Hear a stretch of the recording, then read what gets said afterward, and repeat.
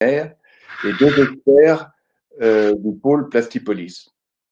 Mais avant de rentrer dans le vif de vos questions, un mot de Xavier Roy, directeur général de France Cluster, organisateur de ce webinaire à l'initiative de Plastipolis et de ses experts. Xavier Roy, à toi, et après, nous passons aux questions, ou plutôt aux réponses. Bonjour à tous, Xavier Roy, France Cluster qui vous parle. Bienvenue donc dans ce webinaire. Merci Paul pour ce passage de micro. Donc rappelez surtout que ce webinaire il vous est proposé par l'ensemble de la communauté des clusters et des pôles membres de la communauté France Cluster. Vous êtes à peu près 360 personnes à vous être inscrits, majoritairement des chefs d'entreprise, membres de ces clusters et ces pôles. On est vraiment ravis. Alors là, je vois que pour l'instant, vous êtes 201 participants dans la salle, mais ça ne cesse de monter. Les clusters et les pôles ont été très investis dans ces 4 semaines là de confinement, dans l'accompagnement à la fois des entreprises sur la gestion de la crise économique et aussi, pour certains, dans la gestion de la crise sanitaire. L'objectif maintenant, c'est quand même de penser et d'accompagner la reprise, la relance, et pour ça, évidemment, de répondre à vos questions sur vos difficultés actuelles. Je voudrais compléter et à mon tour remercier l'ensemble des intervenants qui se sont rendus disponibles pour participer à ce webinaire. Compliqué dans la période, on sait que vous êtes très sollicités, BPI, BNP, les consultants également, les managers de pôle et cluster. Donc, merci quand même de vous être libérés pour cette heure d'échange.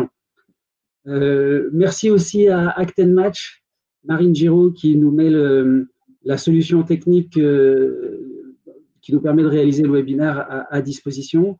Préciser que Actenmatch, ce n'est pas que l'outil, c'est aussi une plateforme de diffusion qui concentre déjà, je crois, plus d'une centaine de webinaires thématiques sur les sujets de l'innovation, du développement économique des entreprises. Donc, je vous invite à aller faire un tour sur son site internet. Le webinaire, d'ailleurs, que vous écoutez en ce moment, sera mis dans la foulée sur cette plateforme.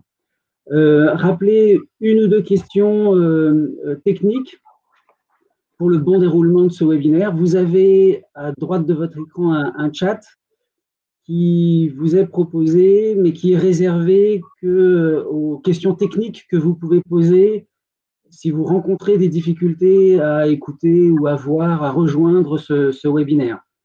Voilà, donc, il n'est pas fait pour que vous posiez des questions de contenu, j'y reviendrai juste après, uniquement pour les questions techniques.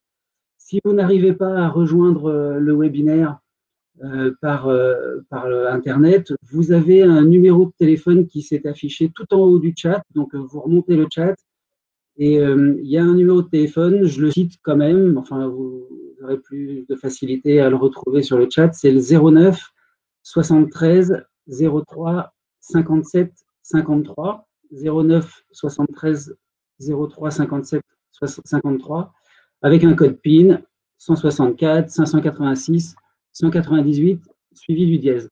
Vous trouvez cette information sur le chat. À la fin du webinaire, si vous estimez que le webinaire n'a pas répondu à l'ensemble des questions que vous vous posez, vous aurez un petit sondage qui vous sera proposé avec la possibilité pour vous de poser les questions auxquelles le webinaire n'aura pas répondu.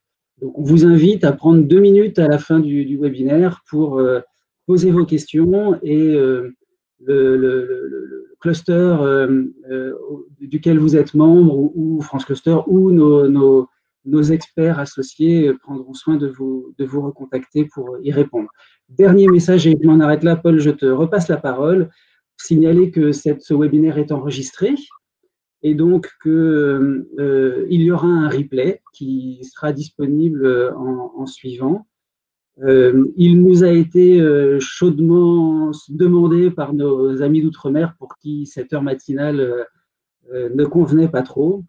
Et voilà, donc c'était simplement pour vous signaler ça. Merci beaucoup aussi à mes collègues Paul et Véronique qui assurent l'animation et la technique derrière pour la bonne réalisation de ce webinaire. Et je vous souhaite une bonne séance à tous. Paul, je te repasse la parole. Merci. Voilà, alors, place aux réponses. Et donc, nous avons été amenés, compte tenu du très grand nombre de vos questions, à agglomérer donc toutes ces questions en deux grandes séquences. L'une intitulée Mesures d'urgence pour assurer le rebond des entreprises. Donc là, vous aurez autour de la table Bruno Jean, de la direction du Hub BPI France, Laurent Marty, directeur de la clientèle entreprise en région de BNP, Christophe Perrin, expert de Plastipolis du groupe Monte Cristo, et Laurent Pédé. Voilà, le principe serait le suivant, les réponses de BPI, l'action concrète des banques, donc là, en l'occurrence, Laurent Marty et Myriam Beck. Myriam Beck, qui est donc directrice de l'innovation et des New Business. Et enfin, les deux experts, Christophe Perrin et Laurent Péné. Donc, démarrons cette première séquence. Je dois dire que les questions sont extrêmement pointues et précises. Par exemple, Keith Evans de Hortensia France dit ceci, entre diminution du chiffre d'affaires, les factures impayées, mes besoins vont dépasser sans doute 30% de mon chiffre d'affaires. Comment faire? Nos capacités d'investissement sont obérées. Quelles solutions proposez-vous? Enfin voilà. Donc, place aux réponses. Bruno Jean, la parole est à vous.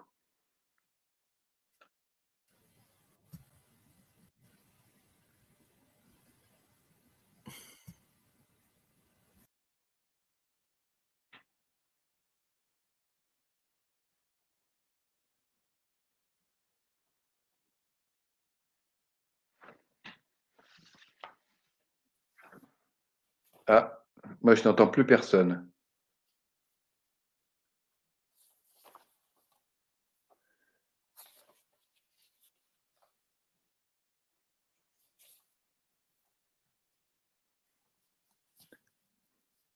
Oui, ça doit être bon, je vous entends, Bruno.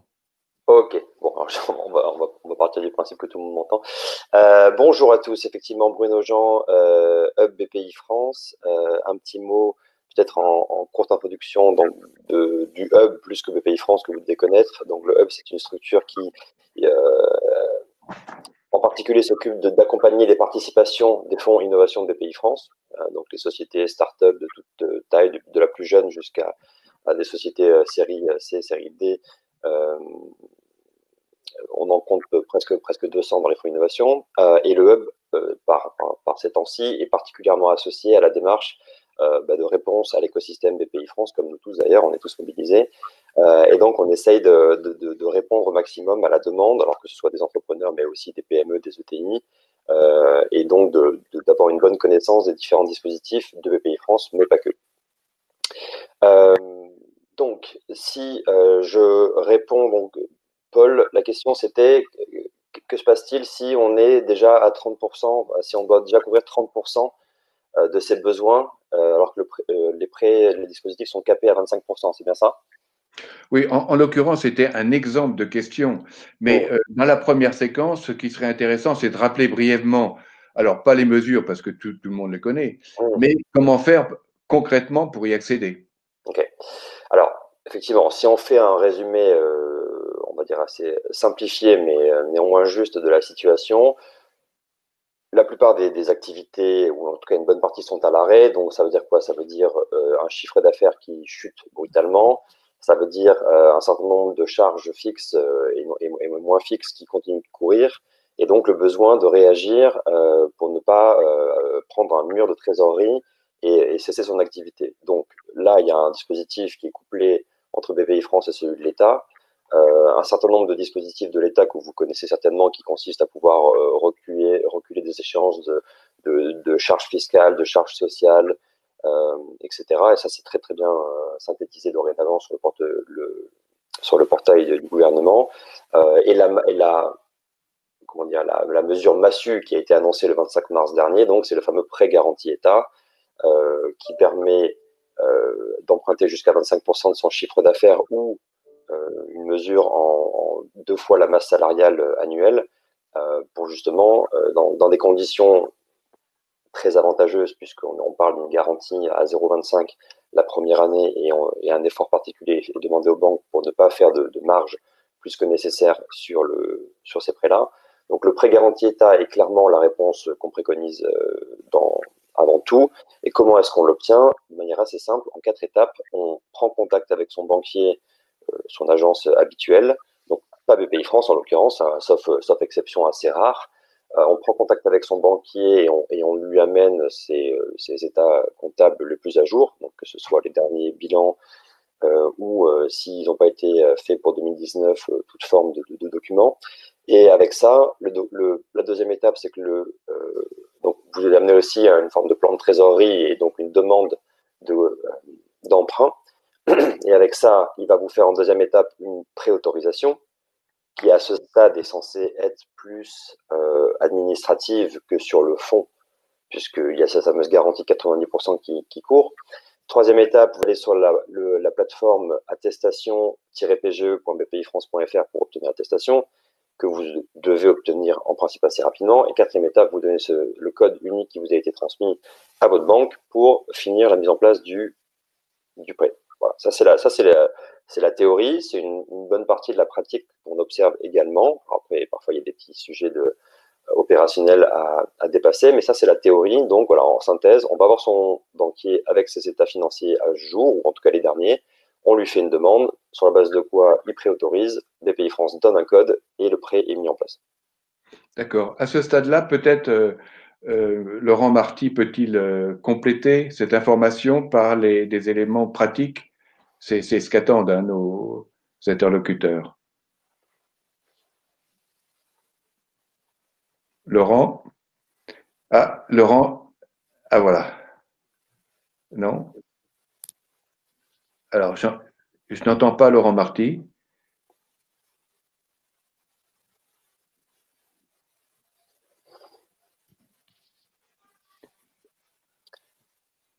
Ce que je peux peut-être dire en complément à ce stade, je me renseignais un petit peu encore jusqu'à ce matin, c'est que pour être très concret justement, on est sur des volumétries de demandes de prêts garantis État qui atteignent 35 milliards à la date d'hier, 35 milliards d'euros de demandes, dont 15 milliards d'euros ont été préaccordés déjà. Donc c'est aussi le signe que le système fonctionne, l'eau coule dans les tuyaux.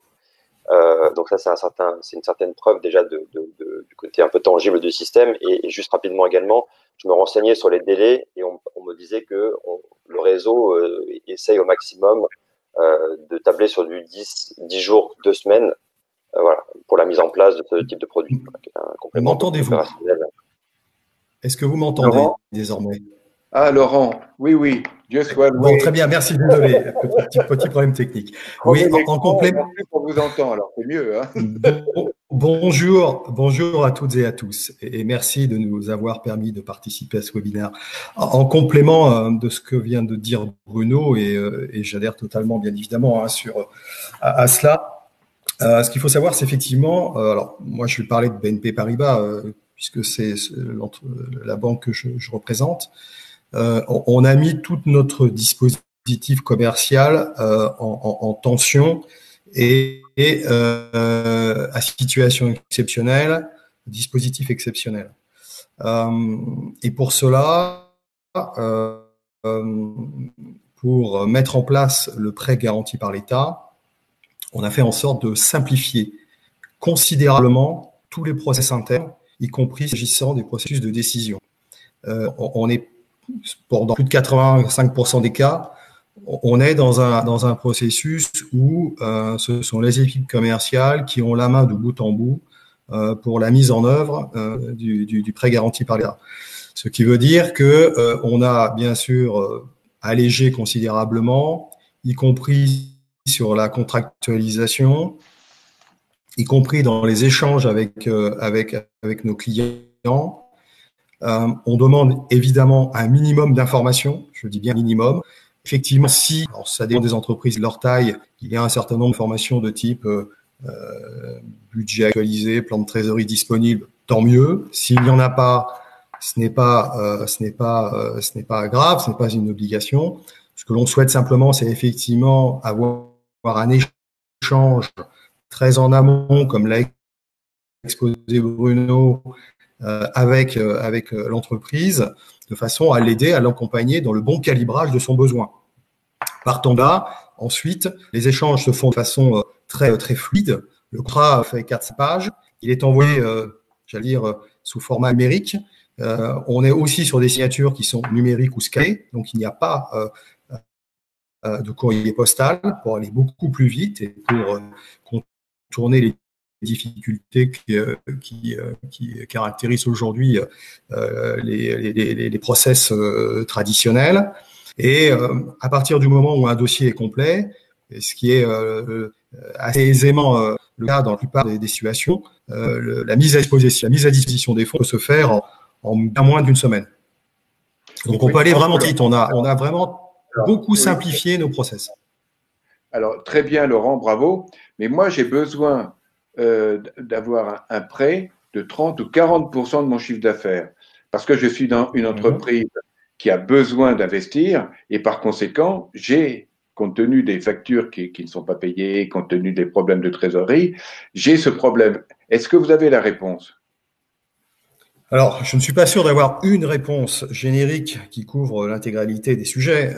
Ce qui est certain, c'est qu'à partir du moment où on a d'un côté à gérer une situation exceptionnelle qui est cette crise sanitaire, à laquelle les pouvoirs publics ont répondu de façon tout à fait efficace avec le prêt garanti par l'État, mais que parallèlement à cela, on a quand même une activité qui laisse à penser que la vie ne s'arrête pas à cette crise sanitaire et perspective toujours là et que pour cela, il faut investir. Les banques sont toujours présentes pour étudier les projets et il y en a de temps en temps, même en période extrêmement tendue et difficile. Nous avons encore un certain nombre d'entreprises qui nous sollicitent dans la perspective de la suite, parce qu'il y aura une suite. Et puis, il y a tous les dispositifs et là, je laisserai peut-être Bruno reprendre la main, de la BPI qui viennent en complément de ce que les établissements bancaires sont à même de faire pour accompagner les projets. Voilà. Myriam, je veux bien compléter effectivement cette réponse qui est tout à fait bonne. Et en complément, ce qu'on peut dire, c'est quoi? C'est que dire au jour d'aujourd'hui, enfin une entreprise qui a besoin de 30% de son chiffre d'affaires sur cette période, pourquoi 25%? Parce qu'on a tablé grosso modo, l'État a tablé sur une période de 3 mois grosso modo, un quart du chiffre d'affaires. Donc tout ce qui dépasse ça, on peut s'interroger déjà si les mesures qui consistent à reporter ses charges sociales, solliciter le chômage partiel si c'est possible, reporter les charges fiscales. Enfin, il y a quand même beaucoup de dispositifs d'allègement des charges fixes qui doivent permettre, en plus, si on a accès à 25% de son chiffre d'affaires annuel en dette, de surmonter cet épisode.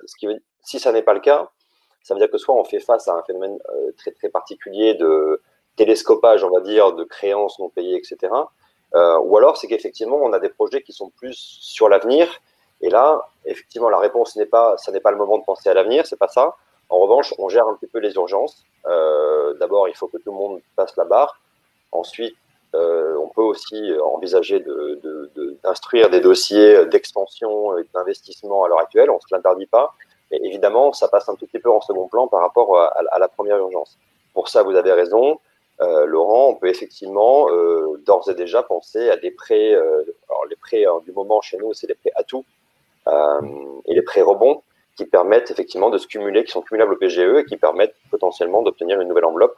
Voilà. Donc, modulo Bruno. Je précise aussi que les établissements bancaires, dans leur grande majorité, ont procédé là, depuis le mois de mars au report des échéances des financements, et ce pour une période de 6 mois, ce qui permet aussi d'alléger sensiblement une partie des coûts fixes auxquels une entreprise est soumise. Il y a une liste qui est très bien faite sur le site du ministère de l'économie qui résume point par point tous ces dispositifs jusqu'à le report des charges d'eau, de gaz, d'électricité. Voilà. Donc là, vous avez sur une page. Un grand merci Bruno. Alors Myriam Beck nous disait hier que on regardait les bilans des entreprises avec une autre grille de lecture dans la mesure où à situation exceptionnelle, mesure exceptionnelle. Donc ça, on peut peut-être maintenant passer la parole à Laurent Chenet et Christophe Perrin pour comment concrètement trouver les astuces, les trucs, etc. Enfin bref, pour mettre notre dossier sur le dessus de la pile. Laurent Chenet, Christophe Perrin?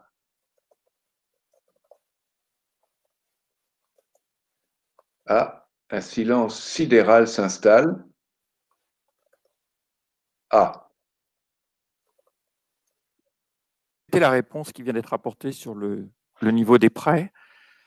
Il ne faut pas oublier que le PGE, effectivement, comme son nom l'indique, c'est un prêt. Et donc, il faut surtout regarder derrière la capacité à rembourser. Et c'est pour ça que même si on est dans une situation d'urgence, même si on est sur des comités, des instructions bancaires confinées et qu'on traite avec bienveillance une période assez particulière, effectivement, ce n'est pas la question de savoir si on est à 20, 25, 30% du chiffre d'affaires. C'est effectivement de bien mesurer que la société pourra rembourser. Ensuite, le PGE, il y a un plafond à 25%, donc il faut plutôt aller chercher ce dont on a besoin. Mais si jamais le plafond n'était pas suffisant des 25% de chiffre d'affaires, comme l'a rappelé Bruno de BPI, il y a d'autres relais chez BPI. Enfin, je voudrais rappeler que le PGE, comme tout prêt, il a quand même une affectation. Il doit financer ce que j'appellerais l'impact Covid. Et que si on a d'autres projets à financer, il faut utiliser les outils classiques dont il ne faut pas oublier qu'ils sont quand même moins coûteux. Aujourd'hui, on est en train de monter avec une banque un projet de croissance et on est à moins de 1%, donc encore à des taux très intéressants, enfin 0,7 exactement. On est avec BPI France sur des prêts croissance et dont les taux, quand les sociétés sont bien cotées, on reviendra peut-être après sur les cotations Banque de France, sont plus intéressants que les prêts à tout, à 2, 2,5%, voire même le PGE, qui est que faussement peu cher. oui, 0,25%? Oui, alors c'est 0,25%, c'est le coût de la garantie et il n'y a rien d'autre. Mais à partir de la deuxième année, la garantie est toujours à 0,25, mais si vous l'amortissez sur d'autres années, vous allez monter à 0,5, 0,5 et puis ça va continuer à progresser pour la dernière année, enfin 1, 100 points de base. Et deuxièmement, le taux qui sera, puisque là on parle que de la garantie, il n'y a pas de taux d'intérêt en fait, mais vous aurez demain le taux aux conditions de marché et personne n'est capable de dire quelles seront les conditions de marché demain. Pas forcément très élevé, mais on sera sur ça peut être plus cher que certains prêts aujourd'hui peut encore obtenir quand les sociétés n'ont pas d'impact Covid ou un impact limité, et donc de financer leurs investissements avec les outils traditionnels. Non, Vous en fait, ce qui est dramatique, vous avez le projet de R&D. oui, oui, ce qui est dramatique quand même, c'est que d'une certaine manière, ça décale dans le temps donc les investissements et des investissements qui sont l'avenir des entreprises. Je pense qu'il ne faut pas enfin, si j'ai bien entendu la question, parce que ça a coupé, mais il ne faut pas décaler les investissements. En fait, il faut refaire, je pense, revoir le budget 2020, évidemment, le prévisionnel de trésorerie. Si effectivement il y a un décalage de cash, même si on se porte bien, qu'on a un peu de trésorerie, ça peut être intéressant d'aller chercher un PGE pour cette phase-là. Puis après, il faut réadapter, il faut revoir avec cette année blanche, probablement 2020, et encore pas pour toutes les entreprises, mais enfin pour la plupart, et de voir ce que donne le business plan avec les investissements qui sont probablement un peu décalés dans le temps. Et puis si la société est en mesure de les financer dès maintenant, ben, elle les finance, mais pas nécessairement avec le PGE, dont je rappelle aussi que c'est un prêt à court terme. C'est un prêt d'1 an avec une clause de rendez-vous dans 1 an. Voilà. Alors sur les chats, il y a beaucoup de rouspétance à l'égard des uns et des autres. Donc ça veut dire, comme nous avons essayé France Cluster, la manip et ça marche, le PGE, ça marche. Donc ça veut dire qu'il y a quand même peut-être des trucs que vous pouvez donner à nos interlocuteurs pour que ça fonctionne. Je vois ici beaucoup de rouspétance dans le chat à l'égard de certaines banques, je ne citerai pas. Je vous rassure, la BNP n'est pas dans le collimateur. Voilà. Laurent? Laurent Chenet. Je peux peut-être faire un. Oui, allez-y Laurent, puis j'aurai un point à faire aussi, côté BPI. Alors, quel est le Laurent qui parle là? Là, c'est Bruno qui parle. Ah, d'accord. Non, mais Alors Bruno, oui, je compléterai ce qu'ont dit très bien Bruno et Laurent. Alors, Oui. ouais, le point que je voulais faire, c'est que donc nous, chez BPI France, on est Je pense qu'il mobilisé. faut, comme c'est une demande de prêt, Laurent Chenet. C'était Laurent et Bruno qui parlaient. Donc là, Laurent Chenet. Donc je disais, comme tout dossier de prêt, s'il est correctement documenté, le PGE, c'est-à-dire vous montrez le BP, enfin le budget de l'année sans Covid et puis le budget impacté, vous voyez le décalage de trésorerie. Normalement, la banque, elle vous prête, si vous n'êtes pas dans les cas d'exclusion, la banque prête, ou le pool bancaire sur les entreprises prête. L'instruction est faite quand même avec bienveillance, mais il faut quand même documenter la demande et il faut la documenter à hauteur du vrai besoin de l'entreprise et pas forcément du plafond. enfin, pour ce qui concerne France Cluster, C'est vraiment une demande de prêt classique, si ce n'est qu'elle va être instruite avec bienveillance et plus rapidement. d'accord. En tout cas, pour ce qui concerne France Cluster, on regarde la CAF, on Allô, regarde la structure financière. Ah bon, on n'y arrive pas. Pour ce qui concerne France Cluster, Bruno, vous vouliez compléter? Ouais, effectivement. on n'y arrive pas. Hein. Le retour que je voulais faire, non mais je vous entends, Paul. C'est bien ça, je vais répondre. On a reçu 35 000 formulaires d'appel à l'aide sur bpifrance.fr en 3 semaines. Et nous, on est tous occupés à en rappeler. Donc moi, j'en ai appelé plus d'une centaine là en l'espace de 2 semaines. Donc juste pour vous donner un peu la teneur des retours qu'on a. La teneur qu'on a, c'est que les banques ont eu du mal dans la première semaine de l'annonce du PGE, il y a eu des formes pas de résistance, mais des formes de réaction plus ou moins rapides de la part des banques qui avaient des postures, parfois un peu des réactions un peu de défense, etc., par rapport justement à des procédures plus classiques.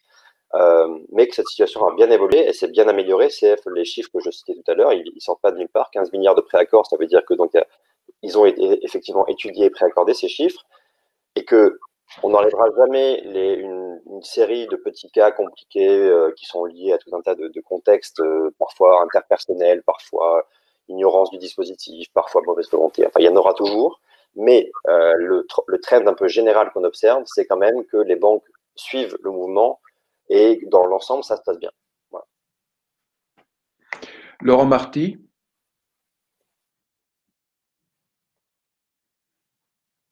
Laurent Marty.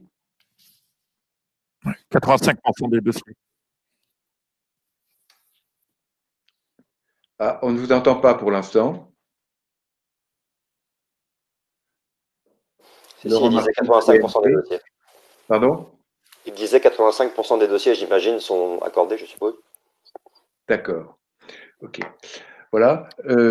Alors, si vous le voulez bien, on peut passer à la séquence numéro 2, c'est-à-dire l'innovation et l'investissement des entreprises. Les questions liées à l'innovation. Excuse-moi, Paul, est-ce que je peux juste faire un point? Parce que je vois qu'il y a beaucoup de commentaires de gens qui se plaignent de ne pas avoir de sujet qui concerne les TPE, les startups. Oui. Je ne sais pas si c'est anticipé sur la suite, mais le prêt soutien à innovation dont vous avez peut-être entendu parler, qui est censé être le petit frère du prêt garanti État, mais plutôt éligible pour les startups, va débouler la semaine prochaine. Donc ça, c'est un sujet qui devrait vous intéresser, ceux qui font ces commentaires-là. Donc, c'est grosso modo un copier-coller, c'est-à-dire qu'on parle de 25% du chiffre d'affaires ou de 2 années de masse salariale, parce qu'effectivement, quand on est une start-up, le chiffre d'affaires ne veut pas forcément dire grand-chose, qui sont donc plus adaptés au format TPE start-up. Et donc, ce dispositif est quasiment prêt et donc devrait sortir, je crois qu'on annonce pour être un petit peu tranquille, milieu de semaine prochaine, et auquel cas, il sera servi pour le coup par BPI France. Et donc, si certains d'entre vous sont intéressés par ce genre de dispositif, on vous invite dès maintenant à vous orienter vers votre délégué innovation du réseau BPI France, que vous pouvez trouver assez facilement sur le site public de BPI France, et commencer à lui parler de ce dispositif. Voilà. Et donc ça, c'est très concret. Laurent Marty, oui, je reviens. Désolé tout à l'heure, un problème de micro.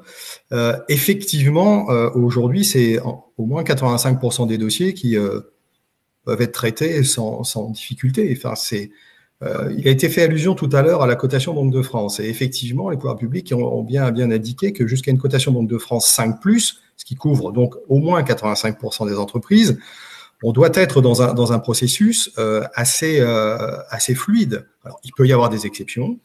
Il faut quand même pas perdre de vue que les établissements bancaires, et c'est notre cas aussi, ont été amenés à monter cette opération et la mise en place du prêt garanti par l'État en l'espace de quelques jours. Le produit n'existait pas sur l'étagère il y a encore 3 semaines. Donc, c'est quelque chose qui s'est fait dans un délai extrêmement court. Il se peut que parfois, effectivement, vous ayez face à vous des chargés d'affaires ou des conseillers ayant peut-être quelques doutes ou une maîtrise encore un peu aléatoire des arcanes de ce produit, de ce prêt. Mais la logique veut, c'est que vous ayez en face de vous des gens ayant une réelle capacité d'écoute, de façon à ce que dès l'instant que votre dossier présente des critères d'éligibilité, en l'occurrence au regard de cette cotation Banque de France, satisfaisante, les choses puissent avancer. Si vous ne trouvez pas auprès de votre banquier habituel une réponse satisfaisante, vous pouvez relancer. Vous pouvez aussi vous faire aider par vos conseils. Je rappelle que les experts comptables sont très proches de leurs clients comme nous ne le sommes et peuvent les aider eux aussi à bâtir leur dossier, qui, je le rappelle, sont des dossiers extrêmement light.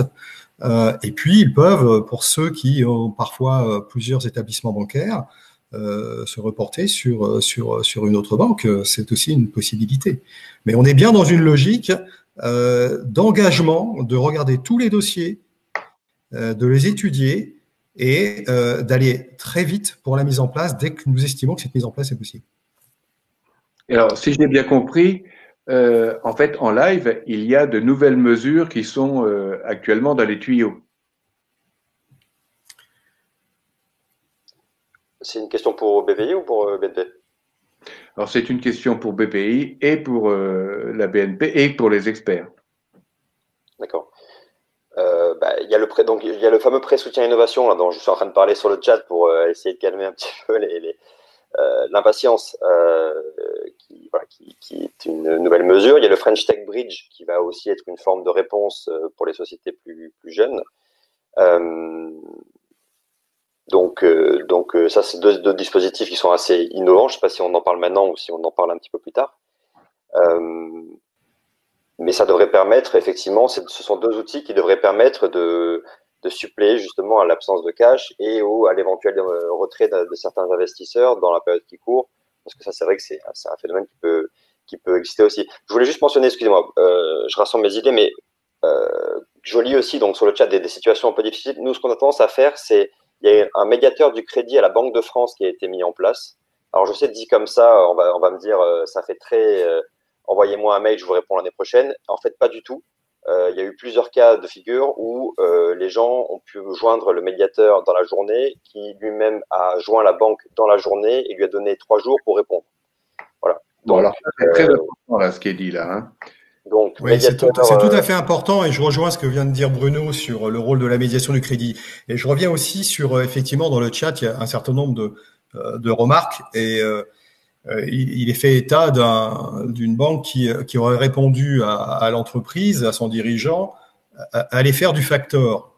Moi, en tant que banquier, si j'ai un collaborateur qui est allé proposer ce genre de situation à une entreprise ou à son client, c'est une bêtise, évidemment, compte tenu des circonstances. Mais c'est ce que j'ai dit précédemment aussi. Vous avez des milliers de conseillers, de chargés d'affaires, tous les réseaux bancaires confondus, qui en l'espace de très peu de temps sont mobilisés là-dessus, qui parfois ont pas toujours le bon réflexe. Et on ne peut que le déplorer.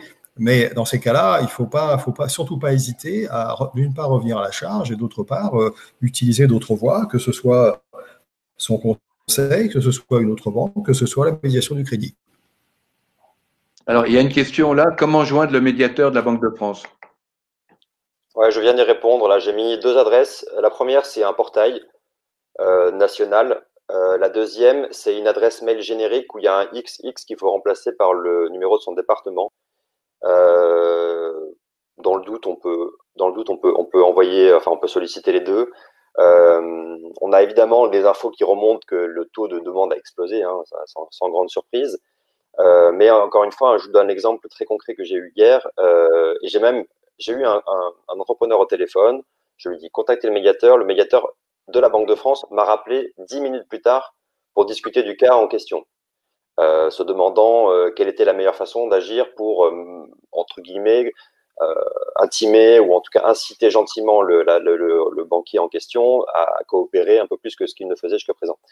Donc c'est très concret. Il y a des textes qui entourent le PGE que je pourrais vous passer aussi. Il y a un FAQ du gouvernement qui est public où il y a des éléments de langage qui sont assez clairs sur l'incitation que l'État fait au réseau bancaire commercial de coopérer dans toute sa mesure. Et donc, ça veut dire quoi? Ça veut dire être sérieux, certes, mais pas non plus zélé dans le processus de vérification des pièces, etc. Donc, tout ça, ce sont des choses qu'on peut opposer à son banquier, qui existent. Le médiateur est là pour ça. Nous, on est là pour ça aussi. Et vous savez où nous contacter. Voilà. Donc, après, évidemment, on s'évitera jamais 1% de cas extrêmement frustrants. Voilà, je dis 1%, peut-être que c'est plus. Mais quand même, je pense qu'il faut quand même saluer le fait que il y a une mobilisation assez coordonnée à la fois de l'État, à la fois de BPI-France, mais aussi des banques qui jouent le jeu. Et après, on pourra venir, parce que j'ai vu que cette question a été reposée, sur qu'est-ce que ça veut dire en termes de capacité de remboursement, parce que c'est effectivement une vraie question. C'est pas facile forcément d'y répondre. Ce qu'on peut vous dire aussi là-dessus, c'est que typiquement dans une industrie comme le tourisme, où on est en train de se rendre compte que évidemment les pertes qui sont faites sont des pertes sèches, accumuler de la dette, ça va pas forcément permettre d'aller bien loin. Donc le nouveau prêt tourisme qui est en cours d'élaboration et va bénéficier d'une enveloppe élargie. Donc la Caisse des dépôts, qui est l'actionnaire de BPI-France, va remettre une enveloppe au pot pour ce prêt-là, pour permettre justement de prêter non plus que de la dette, mais aussi du capital. Et justement, sur les situations où vraiment on considère que la dette n'est plus une solution, commencer à injecter du capital. Oui, parce que le point faible du prêt, c'est qu'il faut le rembourser. C'est vrai, c'est vrai. Enfin, bon. Oui, alors, c'est vrai, mais on hiérarchise un petit peu les urgences. C'est-à-dire que le point faible de déposer le bilan, c'est que tout s'arrête aussi. Donc d'abord, on gère cette urgence-là dans les meilleures conditions. Et ensuite, effectivement, on travaille activement, évidemment. Hein, on s'arrête pas à avoir attribué un PGE. Ça, c'est le début. Ça permet, encore une fois, je prenais l'image de passer la barre. Il faut passer la barre. Une fois que la barre sera passée, eh ben, on se posera la question très activement de comment, voilà, est-ce qu'il faut réinjecter du capital, comment on répartit l'effort. Enfin voilà, ça c'est tout l'enjeu du grand chantier qui nous attend. Quand je dis nous, c'est BPI-France évidemment, dès aujourd'hui et particulièrement dans les mois qui viennent. Oui, enfin, on constate effectivement que tout le monde est extraordinairement mobilisé, y compris les régions qui ne sont pas représentées là, mais qui sont aussi très actives. Donc là, effectivement, on a véritablement une mobilisation générale et ça, il faut le saluer.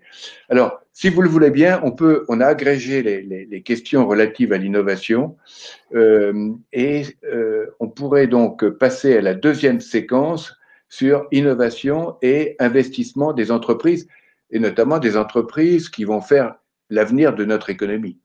Donc là, il y a un certain nombre de questions. Alors, je vais commencer par une question qui est un peu négative, mais bon, il faut prendre toutes les questions. Donc là, en l'occurrence, c'est une question d'une entreprise qui s'appelle Good Mix, Thierry Danois, qui dit « J'ai un projet structurant PSPC ». Tout le monde sait ce que c'est que le PSPC, hein, ce sont les appels d'offres régionalisés, piloté par BPI et validé. Quelle solution rapide pour déclencher le projet et percevoir le premier versement? Donc ça, je pense que ça s'adresse. Alors, sur cette deuxième séquence, ce serait donc Myriam, qui est donc la patronne de l'innovation et du New Business, qui serait à la manœuvre si elle en est d'accord. Pas de problème. Pas de problème. Voilà. Donc, Bruno, alors comment faire pour pouvoir accélérer mon dossier, l'entreprise GoodMix? Là-dessus, si Myriam a des éléments très tangibles, je l'écouterai très volontiers. Nous, la meilleure réponse, la meilleure promesse qu'on peut faire chez BPI-France aujourd'hui, c'est de maintenir le niveau de service ISO par rapport à la normale. C'est-à-dire que déjà tout le monde travaille, hein, évidemment, il n'y a pas de chômage partiel. Donc tout le monde travaille, certes chez soi, mais tout le monde travaille. Et au-delà de ça, il y a une posture qui est vraiment forte. Hein. En écoutant encore notre DG hier, il a dit à toute la société de maintenir tous les dispositifs comme avant. Voilà. Donc ça veut dire que dans ces conditions-là, la promesse reste la même. Après, si Myriam, vous avez des éléments un peu plus factuels de qu'est-ce qui marche pas en ce moment, c'est tout à fait intéressant. Sur le côté déblocage anticipé de tranches de créer. Alors moi, j'avais entendu parler de concours nationaux qui pouvaient être débloqués avec anticipation, pas forcément de projets régionaux. Je ne sais pas si Myriam, vous en savez plus là-dessus. Alors oui, bonjour à tous. Effectivement, ce qu'on voit aujourd'hui, hein, c'est que d'une part, quand même, la situation de la partie start-up ou entreprise nouvellement créée a été prise en compte. Hein. Je crois que ça, c'est quand même un point important. On constate quand même dans le prêt garanti par l'État que cette notion en fait de boîtes qui ont peu de chiffre d'affaires a été, je dirais pas compensée, mais en tout cas il y a eu une vraie écoute sur ce point-là, puisque on parle de notion de masse salariale dans le cadre de prêts garantis par l'État pour les entreprises nouvellement créées, donc celles qui sont créées depuis le 1er janvier 2019, ou pour les entreprises innovantes qui ont pour caractéristique d'avoir un chiffre d'affaires qui ne correspond pas à leur logique, on va dire, de développement par rapport à ce qu'elles sont en train de faire, qui est notamment de la R&D. Donc voilà, donc ça c'est vraiment un premier point. L'État a dit aussi en la personne de Cédrico que effectivement ce que tu dis Bruno, c'est-à-dire que tout ce qui pourrait être accéléré au niveau des aides le serait. Donc c'est vrai que c'est compliqué parce qu'il y a des milliers d'aides, enfin peut-être pas des milliers, mais en tout cas des centaines d'aides, ça il y en a énormément. Donc je pense que malheureusement on peut pas répondre de manière très précise à la question qui est posée. Il faut bien sûr se rapprocher des organismes qui délivrent l'aide et voir avec eux s'il y a possibilité d'anticiper des versements ou voilà de trouver des solutions. Et si tel ne devait pas être le cas, mais que le dispositif était quand même dans des logiques de pré-accord, c'est-à-dire qu'il y a des éléments qui laissent à penser avec des conseils, hein, et on pourra entendre peut-être nos amis de Monte Cristo sur le sujet, que voilà, qu'il y a toute chance que l'aide soit accordée, de reboucler effectivement là pour le coup sur des logiques de bridge de trésorerie, hein, d'accompagnement de la trésorerie, soit via le PGE, soit vers des dispositifs plus classiques, puisque comme l'a dit Laurent et comme ça a été répété aussi par les équipes de Monte Cristo, les autres produits bancaires ou d'ailleurs de BPI continuent à exister, continuent à pouvoir être sollicités. Et donc, il y a ces produits exceptionnels ou ces mesures exceptionnelles qui sont mises en place, mais le reste de la vie continue. Donc voilà, donc c'est difficile de répondre de manière extrêmement précise sur cette aide en particulier et compte tenu de l'état du dossier, donc vous nous en excuserez, mais voilà, je veux dire vraiment, ayez en tête que tout le monde est prêt à jouer le jeu et à faire en sorte, même si on voit dans le chat que certains ne le pensent pas, mais nous en tout cas on le constate tous les jours sur le terrain, il y a une vraie logique collective hein, qui s'est installée. Les banques sont ensemble. Voilà, quand on est face à une entreprise, on se met ensemble pour trouver une solution, pour faire le prêt de garantie par l'État ensemble. Et donc, c'est le pool bancaire qui est vraiment là, proche de l'entreprise et qui reboucle par rapport à ça. Alors, sur les entreprises innovantes, peut-être un ou deux points, parce que je vois quelques questions sur le côté et ça a déjà été posé. On a parlé des cotations Banque de France et il est stipulé évidemment qu'un certain nombre d'entreprises n'ont pas de cotation. D'abord parce qu'elles peuvent être nouvellement créées ou qu'elles n'ont pas déposé leur liasse. Enfin, pour un certain nombre de raisons, il y a des entreprises sans cotation. Donc ça, c'est vrai que c'est voilà, ça c'est un point réel. Mais encore une fois, d'abord, les banques ont leur propre notation. Il faut quand même le savoir. Il y a la cotation Banque de France, mais les banques ont leur propre système de notation. Et donc, dans ce cadre-là, et c'est là où toute la relation bancaire est importante et sa relation de proximité est importante, on va discuter avec son conseiller et on lui apporte, comme le disaient nos experts qui sont autour de la table, un certain nombre d'éléments qui permet effectivement de reboucler. Ce qu'on constate quand même aussi, alors je le dis parce que c'est vrai dans le monde de l'innovation et que les informations, comme l'a dit Laurent, ont été disséquées de manière un peu rapide et c'est normal. Du coup, la compréhension dans ce cas-là et la communication n'est pas toujours simple. C'est qu'il faut venir avec vraiment une logique de besoin et non pas de maximum à demander. C'est-à-dire, on a entendu parfois, et je le dis très librement parce que on peut tout à fait le comprendre, mais on a entendu, voilà, on a le droit à 2 fois notre masse salariale annuelle. Non. Je le dis très sincèrement, non, c'est pas comme ça qu'on raisonne. C'est un plafond. C'est un ordre de grandeur que l'État a donné aux banques et aux entreprises pour reboucler sur un maximum de prêts potentiellement qu'on peut obtenir. Mais encore une fois, on est sur une logique de crédit et on est sur des logiques effectivement de besoins. Il a été rappelé aussi quels sont les impacts sur l'entreprise de cette période tout à fait particulière, inédite qu'on vit. Et que ce soit une entreprise innovante ou une autre entreprise, c'est exactement la même chose. Donc, la banque et l'ensemble des conseils vont regarder les choses sous cet angle-là, c'est-à-dire de différentiel, avant-après. Voilà, qu'est-ce qui se passe? Alors, bien sûr, ce n'est pas simple, mais là, c'est vraiment l'analyse qui nous est demandée d'être faite et qui conduit effectivement à une analyse intéressante du dossier pour essayer de trouver la meilleure solution pour l'entreprise avec le PGE ou avec d'autres dispositifs si le PGE n'est pas suffisant, comme c'était dit dans un cas présent. Voilà. Donc, et sur le haut de bilan, sur l'investissement. Alors, ce qu'on constate sur le haut de bilan, d'abord, plusieurs choses. Nous, on est en contact très régulier. Alors, d'abord, disons, enfin, je le redis, on travaille beaucoup avec les équipes de BPI Innovation, hein, parce qu'évidemment, on est partenaire au quotidien et dans ces cas-là, on n'est jamais de trop pour réfléchir et travailler sur les dossiers. Et donc, on fait vraiment un travail commun extrêmement important pour trouver des solutions. Et les investisseurs sont évidemment partie prenante de ce travail. On échange beaucoup aussi avec les investisseurs. Alors les investisseurs, bien sûr, ils vont avoir tendance à aller vers leur participation. Donc c'est vrai que le marché des nouvelles levées de fonds est en ce moment compliqué parce que la priorité pour les investisseurs est de regarder les participations. Mais pour être tout à fait concrète, moi j'ai participé à un comité d'investissement cette semaine puisqu'on est présent dans plus d'une trentaine de fonds de capital risque, capital innovation. On a regardé deux dossiers sur lesquels un accord a été donné. Donc le monde ne s'arrête pas non plus pour un certain nombre de projets d'entreprise. Tout va dépendre évidemment de l'entreprise et du fonds d'investissement et de la maturité de l'étude du dossier où ils en sont de l'étude du dossier. Donc il faut aller voir ces investisseurs. Nous, banquiers, on peut discuter bien sûr aussi avec les investisseurs de l'entreprise quand l'entreprise voilà, nous le permet, ou en tout cas, voilà, ça peut être une discussion à plusieurs, trouver des solutions pour que les uns et les autres puissent être présents à ce moment précis de l'entreprise. Christophe, sur cette question, on n'entend pas Christophe Perrin, mais on le voit qui parle. Mais comme je ne lis pas sur les lèvres, et vous non plus sans doute,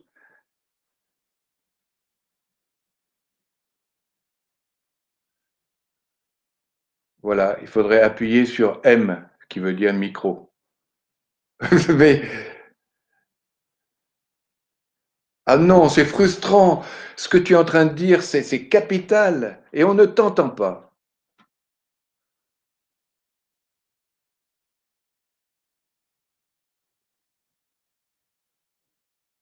On ne t'entend pas. Je vais peut-être en profiter parce que je m'insère, du coup j'en profite pour prendre la parole. Oui, Bruno. Ce que je voulais ajouter par rapport au dispositif BPI France, donc non seulement ça continue, mais en plus on assouplit un certain nombre de choses pour, on assouplit ce qui peut l'être, exactement ce que disait Myriam à l'instant. Il y a eu des questions sur qu'est-ce qu'on fait quand on était dans un processus de levée, que ceci échoue pour X raisons, bonnes ou mauvaises, et que derrière la société, les banques refusent de nous prêter. Ce que vous pouvez faire, c'est que vous pouvez faire un prêt amorçage investissement, qui est un produit BPI France, qui historiquement est couplé à une levée et qui depuis le début de cette crise, on a levé la condition d'adossement obligatoire à une levée. Alors en revanche, il faut évidemment démontrer qu'on était dans une situation proche d'une levée. C'est pas un prêt qu'on peut demander à n'importe quel moment. Mais si vous êtes exactement dans la situation qui était décrite, vous pouvez vous tourner vers encore une fois, le réseau BPI France et votre donc, direction régionale et demander à ouvrir un dossier parce que vous avez toutes les chances de pouvoir bénéficier de ce préamorçage même en l'absence de levée. Voilà, donc ça c'est aussi une solution. Merci pour cette précision très intéressante.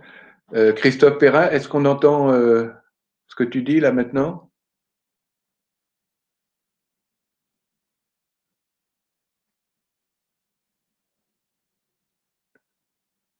Ah non, c'est vrai, ça nous déchire parce que c'était les paroles cruciales pour pouvoir compléter à la fois la trésorerie.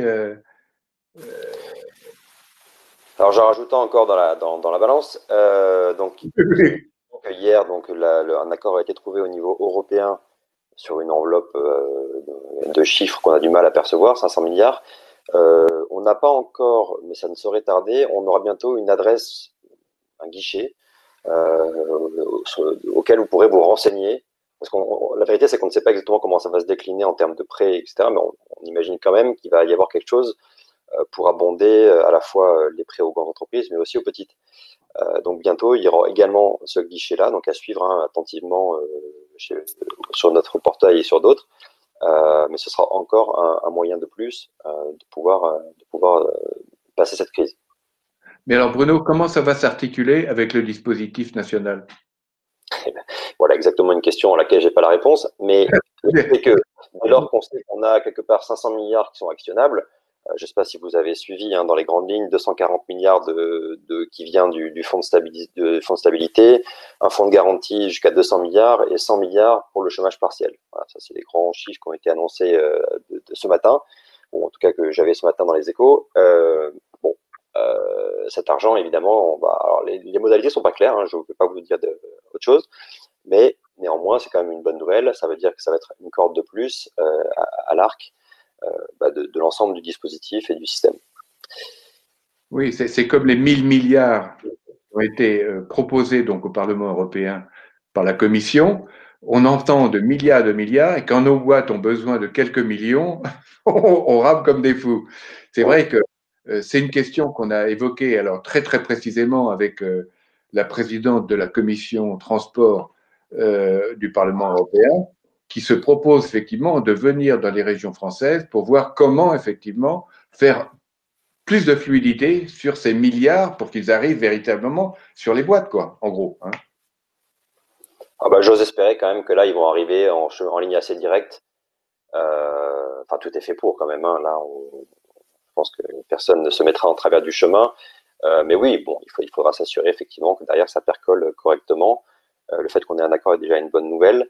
Ce que je voulais vous montrer aussi, alors justement, j'étais en train de voir si je pouvais montrer mon écran.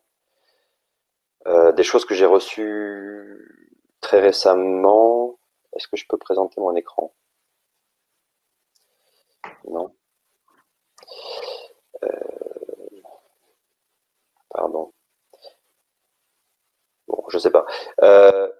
En provenance de l'Europe, il y a également un certain nombre de financements qui ont été relevés de la part de nos équipes, notamment un financement du Conseil européen de l'innovation sur des projets R&D individuels de 12 à 24 mois, donc cible start-up PME innovantes de tous les secteurs, avec un appel à projets qui clôture le 19 mai prochain, des budgets 303 millions dédiés au Green Deal, 7 octobre, budget de 164 millions. Là-dessus, BPI France peut aider avec un diagnostic Europe. Le deuxième sujet, c'est qu'il y a un accompagnement en levée de fonds avec deux dispositifs. Un qui s'appelle Invest Horizon, accompagnement des PME sur 4 mois. Pour les PME innovantes Deep Tech. Donc là, on est sur une catégorie particulière de société. Quand clôture des candidatures le 20 mai. Bon, le webinaire est enregistré, puis je vous ferai circuler la slide parce qu'on m'a autorisé à le faire. Donc ne vous inquiétez pas si vous n'avez pas le temps de tout capter. Dernier volet, European Institute of Innovation and Technology, le IT, qui, là, on recense 4 sous-sujets différents. Un accélérateur digital, un accélérateur énergie, deux en l'occurrence, un qui est intitulé Highway et l'autre qui s'appelle Boostway, un troisième sur la santé. Il a été posé la question à un moment y avait-il des dispositifs spécifiques au numérique? Il y en a un, c'est le IT Digital Accélérateur, accompagnement sur 12 mois pour une levée de fonds série A et B, pour la croissance sur les marchés européens et internationaux. Destiné aux scale-ups dans le secteur du numérique, appliqué à l'industrie, aux villes, aux infrastructures, à la santé, à la finance, ayant un chiffre d'affaires annuel supérieur à 300K ou ayant levé plus de 2 millions. Voilà. Donc ça fait partie des dispositifs aussi là qui sont d'ores et déjà dans les tuyaux. Idem, là-dessus, vos correspondants régionaux BPI sont les bons interlocuteurs pour traiter ces questions. Et donc voilà, ça c'est encore un volet. Et ce que je vous enverrai aussi, parce que je me rends compte que je n'arrive pas à présenter, c'est un récapitulatif de tous les dispositifs de financement existants déjà. BPI France, il y en a un certain nombre auxquels vous pouvez déjà avoir accès, que vous soyez une société deep tech ou pas deep tech, sachant que c'est comme ça qu'on opère la séparation pour les produits ces derniers temps. La vie continue. Alors, il y a une nouvelle question. Paul, oui, excusez-moi, Paul, excusez-moi, Paul, Christophe à l'appareil, excusez-moi, ça y est, je suis arrivé à me connecter. Est-ce que vous m'entendez? Oui, bon, alors, excusez-moi, merci, bonjour à tous. Oui, effectivement, Christophe pour compléter et pour aller un peu dans le sens. Voilà, merci. Pour compléter, pour aller un peu dans le sens de ce que disaient Bruno et Myriam tout à l'instant, effectivement, donc en fait, la vie continue, c'est-à-dire que les aides à l'innovation et les aides de manière générale, en fait, sont toujours présentes. Ce qui a été mis en place dans le cadre de cette situation, c'est d'une part déjà en fait le remboursement accéléré du crédit d'impôt recherche.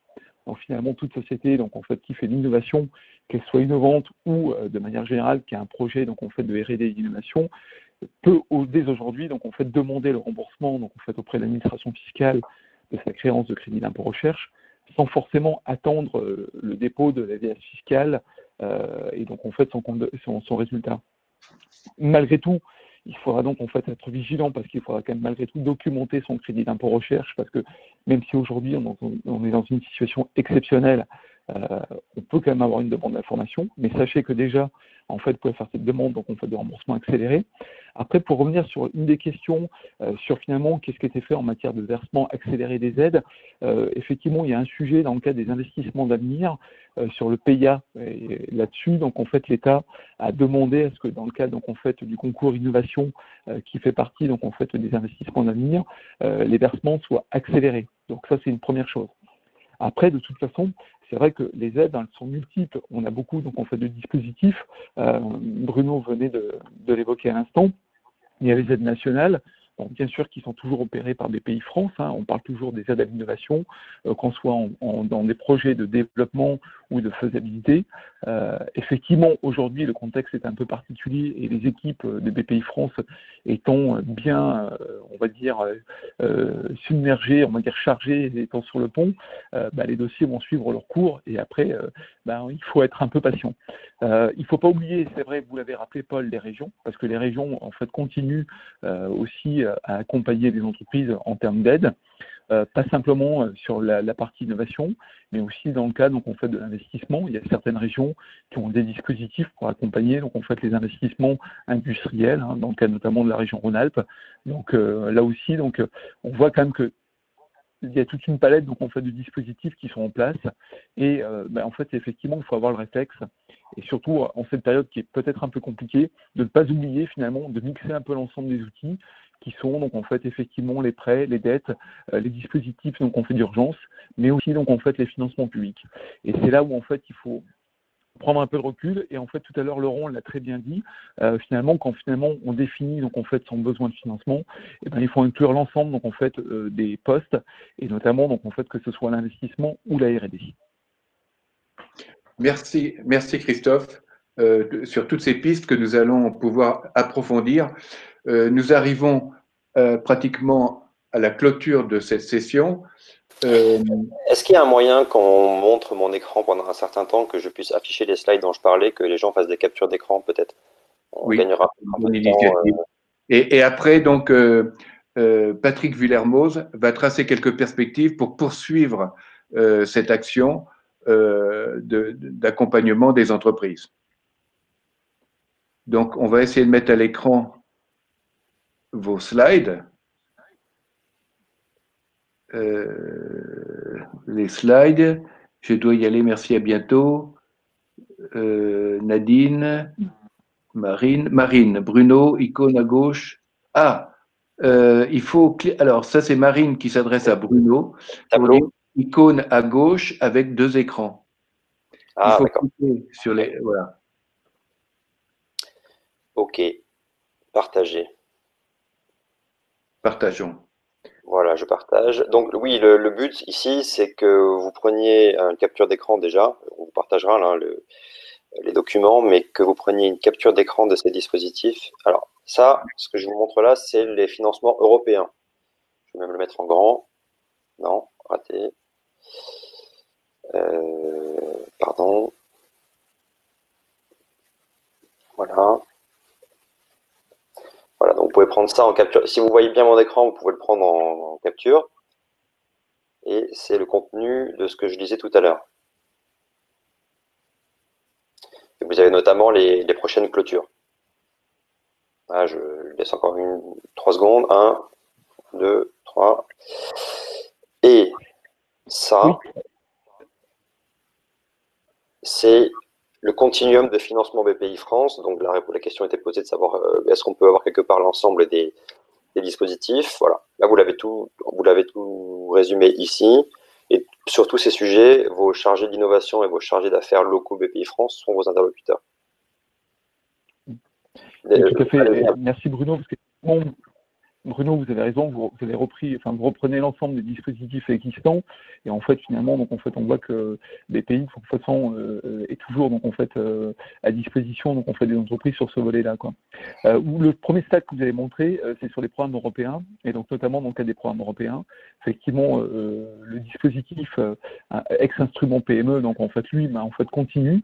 Le principe, c'est pour accompagner le développement des entreprises de croissance. Donc là, c'est intéressant. Je voulais rajouter juste un point qui n'a pas été abordé, mais en fait qui me semble intéressant, c'est que en fait finalement, donc en fait quand on parle des aides publiques, on sait qu'on peut aller chercher un certain nombre de montants. Il faut savoir qu'en fait l'Europe a relevé le plafond donc en fait de ce qu'on appelle les aides de minimis. Vous savez qu'en fait avant vous étiez plafonné à 200 000 euros par période de 3 ans au niveau des financements régionaux et certains donc en fait financements fiscaux. Et là donc en fait l'Europe a relevé ce plafond à 800 000 euros. Par rapport à 2008, il était à 500 000. Et c'est là où c'est intéressant. Ça veut dire qu'en fait, globalement, les régions et les collectivités locales qui peuvent accompagner les entreprises peuvent donc en fait soutenir beaucoup plus massivement donc en fait les PME en termes d'aide. Oui, alors relevé à combien le plafond? 800 000 euros. 800 000 euros au lieu de 200 000. Voilà, par période de 3 ans. Ça veut dire qu'en fait, imaginez qu'une PME, pour donner un cas très précis, voilà. Pour donner un cas très précis, si vous aviez une PME aujourd'hui qui avait bénéficié d'aide de la région, par exemple, et qui était arrivée au plafond des 200 000, et ben de facto, en fait, il lui reste la possibilité d'aller chercher à nouveau 600 000 euros, si bien sûr, donc en fait, elle a un projet et qu'elle a la possibilité, donc en fait, de lever de l'argent auprès des collectivités locales. Ok, bon, merci 1000 fois. Merci Bruno, merci Laurent, merci Myriam. Pardon. Alors, la parole à Patrick Vuillermoz, s'il le veut bien. Ah oui, ça c'est encore. Ah oui, alors je vais prendre en photo, capturer.